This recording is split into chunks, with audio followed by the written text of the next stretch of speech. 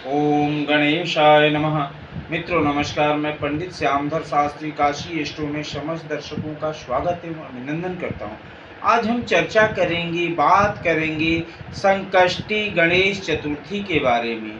क्या है इसका महत्व, क्या है पौराणिक महत्व, क्यों हमारे जीवन में इतना महत्व रखता है। हिंदू परंपराओं एवं मान्यताओं में प्रत्येक व्रत का अपना अपना महत्व है। आज संकष्टी गणेश चतुर्थी का विशेष रूप से हम चर्चा करेंगे, जो दिनांक 12 अगस्त 2025 दिन मंगलवार को मनाया जाएगा। चूँकि इस दिन जो विधान है वो चंद्रोदय का यानी चंद्रमा के दर्शन करने के उपरांत अर्घ देने की परंपरा है। यानी दूध से भगवान चंद्रमा को अर्घ देते हैं, जिससे भगवान गणेश समस्त तरीके के संकटों का हरण करते हैं। तो आज हम उसी गणेश चतुर्थी के बारे में चर्चा करेंगे। हिंदी महीने के अनुसार भाद्रपद मास के कृष्ण पक्ष के चतुर्थी तिथि को संकष्टी गणेश चतुर्थी के रूप में जानते हैं। इसके पीछे क्या है पौराणिक महत्व, इस विषय पर बात करेंगे। सर्वप्रथम जान लेते हैं किसी भी तरीके का कष्ट, किसी भी तरीके की आर्थिक परेशानी, मानसिक परेशानी, समस्त बाधाओं का शमन होता है संकष्टी गणेश चतुर्थी के व्रत करने से। माताएं एवं बहनें विशेष रूप से इस व्रत को करती हैं संतान के दीर्घायु के कामना से, संतान के समस्त कष्ट के शमन के कामना से। तो आज के दिन आप प्रातः काल से लेकर के व्रत रहते हैं और अर्घ के समय यानी जब चंद्रोदय होता है 8:37 पर चंद्रोदय होगा, यानी चंद्रमा दिखाई देंगे तब अर्घ दिया जाएगा। तो प्रातः काल स्नान ध्यान पूजन करके व्रत रहते हैं और सायंकाल विष्णु और लक्ष्मी जी का पूजन करने के उपरांत अर्घ देने के बाद प्रसाद ग्रहण करते हैं। यही परंपरा है जिससे संतान दीर्घायु और ऐश्वर्यवान होंगे। इसके पीछे जो पौराणिक महत्व है उस विषय पर चर्चा करते हैं। पुराण के अनुसार एक बार देवता काफ़ी परेशान हुए तो भगवान शिव के पास गए। शिव ने कार्तिकेय और गणेश जी से पूछा, आप दोनों में कौन संकट हर सकता है। तो दोनों लोगों ने कहा कि हम हर सकते हैं। तब भगवान शिव ने कहा, जो पृथ्वी का 7 परिक्रमा करके आएगा वही विजयी होगा। कार्तिकेय जी मयूर पर सवार हुए और तेजी के साथ पृथ्वी के परिक्रमा करने के लिए निकल गए।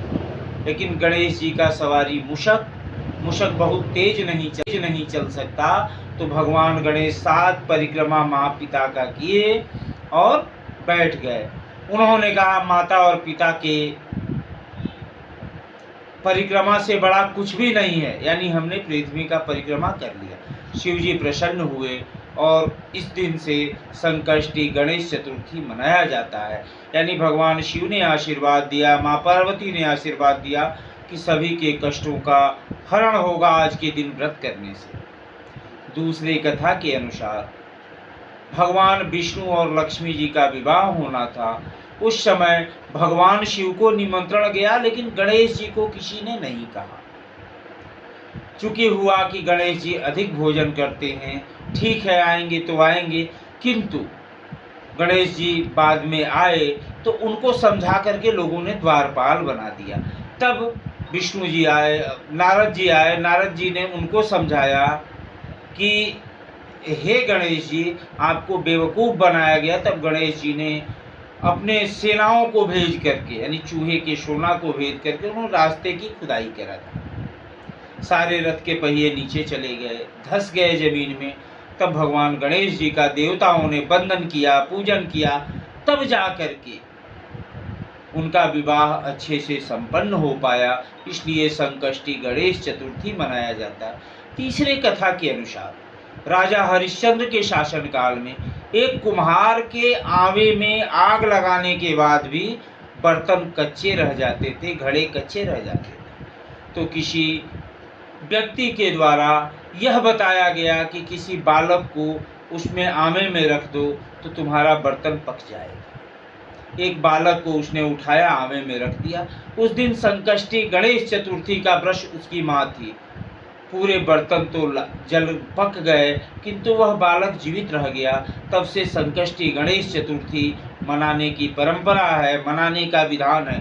तो जो माताएं बहनें अपने संतान के दीर्घायु के कामना के लिए, सफलता के लिए, ऐश्वर्य के लिए और पारिवारिक सुख समृद्धि के लिए संकष्टी गणेश चतुर्थी का व्रत करती हैं, उनका जीवन सफल होता है, उनका पारिवारिक जीवन बेहतर होता है, इसमें कहीं कोई संदेह नहीं है।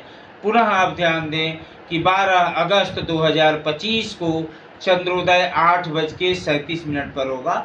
इसके बाद आप अर्घ दें, पूजन करें तो लाभ होगा, इसमें कहीं कोई संदेह नहीं है। पुनः अगले कार्यक्रम में उपस्थित होते हैं एक नए विषय के साथ। तब तक के लिए ओम गणेशाय नमः। हर हर महादेव।